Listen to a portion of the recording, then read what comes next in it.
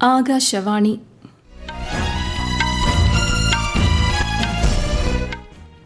നമസ്കാരം. വാർത്തകൾ വായിക്കുന്നത് അഞ്ജു പ്രഭ.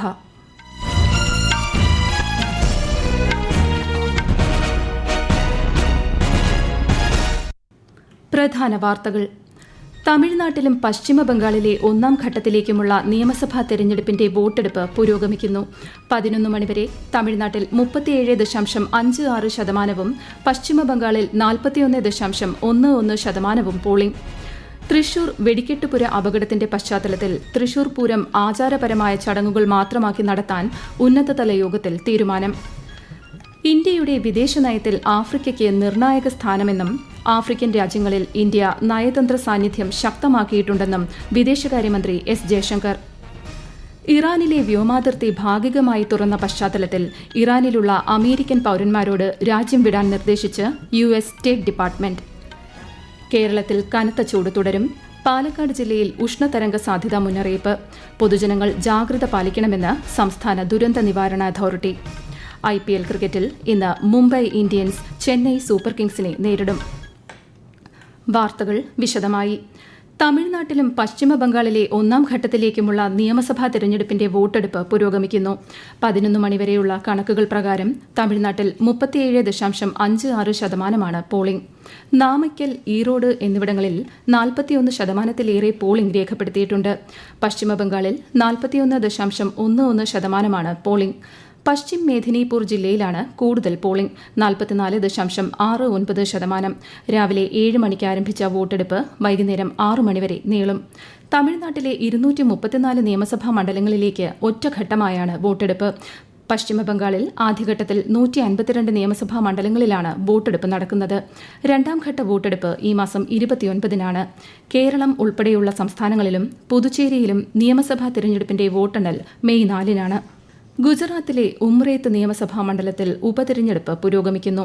11 മണിവരെയുള്ള കണക്കനുസരിച്ച് 25.65% പോളിംഗ് രേഖപ്പെടുത്തി. 2,45,000-ഓളം പേരാണ് സമ്മതിദാനാവകാശം വിനിയോഗിക്കുക. 306 പോളിംഗ് സ്റ്റേഷനുകളാണ് സജ്ജീകരിച്ചിരിക്കുന്നത്. 1,500 പോളിംഗ് ഉദ്യോഗസ്ഥരെയും നിയോഗിച്ചിട്ടുണ്ട്. മഹാരാഷ്ട്രയിലെ ബാരാമതി മണ്ഡലത്തിലും രാഹുരി മണ്ഡലത്തിലും ഉപതിരഞ്ഞെടുപ്പ് പുരോഗമിക്കുന്നു. 11 മണിവരെയുള്ള കണക്കനുസരിച്ച് ബാരാമതിയിൽ 20.55%, രാഹുരിയിൽ 18.22% പോളിംഗ് രേഖപ്പെടുത്തി. പശ്ചിമ ബംഗാളിൽ സുഗമമായ തിരഞ്ഞെടുപ്പ് ഉറപ്പാക്കുന്നതിനായി 2407 കമ്പനി CAPF സംഘത്തെ വിന്യസിച്ചിട്ടുണ്ട്. 2.4 ലക്ഷത്തിലധികം ഉദ്യോഗസ്ഥരാണ് വോട്ടെടുപ്പ് ഡ്യൂട്ടിയിലുള്ളത്. 1478 സ്ഥാനാർത്ഥികളാണ് ജനവിധി തേടുന്നത്. 44,000-ലേറെ പോളിംഗ് ബൂത്തുകളാണ് ക്രമീകരിച്ചിരിക്കുന്നത്. 5,73,00,000-ലധികം വോട്ടർമാരാണ് തമിഴ്നാട്ടിൽ സമ്മതിദാനാവകാശം വിനിയോഗിക്കുക. 4,023 സ്ഥാനാർത്ഥികളാണ് ജനവിധി തേടുന്നത്. സുരക്ഷയ്ക്കായി ഏകദേശം 84,000 പോലീസ് ഉദ്യോഗസ്ഥരെയും CRPF, CAPF സംഘങ്ങളെയും വിന്യസിച്ചിട്ടുണ്ട്.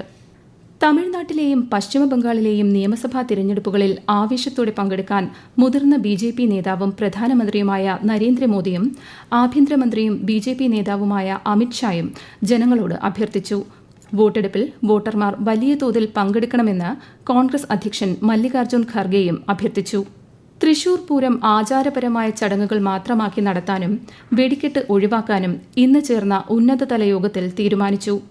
തൃശൂർ കളക്ടറേറ്റിൽ മന്ത്രിമാരുമായി പാറമേക്കാവ് തിരുവമ്പാടി ദേവസ്വം പ്രതിനിധികൾ നടത്തിയ ചർച്ചയിലാണ് തീരുമാനം. കുടമാറ്റത്തിൽ കുടകളുടെ എണ്ണം കുറയ്ക്കുകയും കുടമാറ്റത്തിന്റെ സമയദൈർഘ്യവും വെട്ടിച്ചുരുക്കുകയും ചെയ്യും.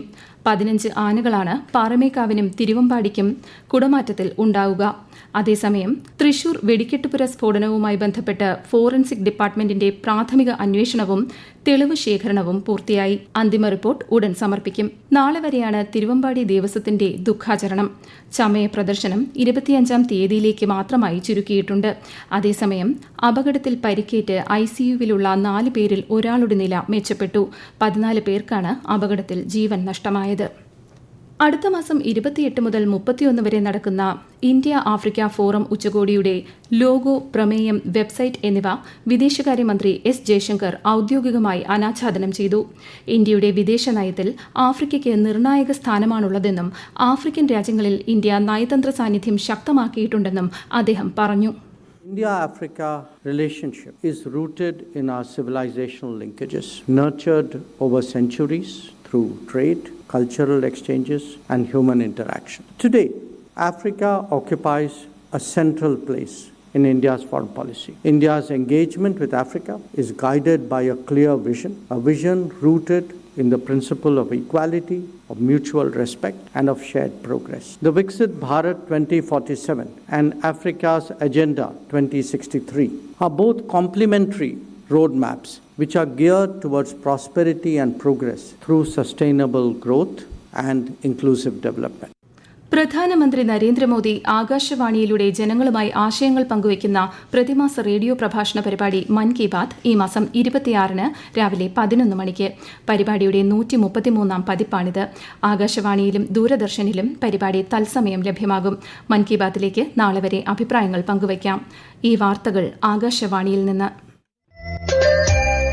ആകാശവാണി വാർത്തകളും വാർത്താധിഷ്ഠിത പരിപാടികളും All India Radio News Thiruvananthapuram YouTube ചാനലിലും All India Radio News Thiruvananthapuram Facebook പേജിലും AR News_ തിരുവനന്തപുരം ഇൻസ്റ്റഗ്രാം അക്കൌണ്ടിലും AR News_TVM X ഹാൻഡിലും ലഭ്യമാണ്. ഇറാനിലുള്ള അമേരിക്കൻ പൌരന്മാരോട് രാജ്യം വിടാൻ നിർദ്ദേശിച്ച് US സ്റ്റേറ്റ് ഡിപ്പാർട്ട്മെന്റ്. ഇറാനിലെ വ്യോമാതിർത്തി ഭാഗികമായി വീണ്ടും തുറന്നതിനെ തുടർന്നാണ് നിർദ്ദേശം. ഫെബ്രുവരിയിൽ US ഇസ്രായേൽ സംയുക്ത ആക്രമണങ്ങൾക്ക് ശേഷം ഇറാൻ വ്യോമാതിർത്തി അടച്ചിരുന്നു.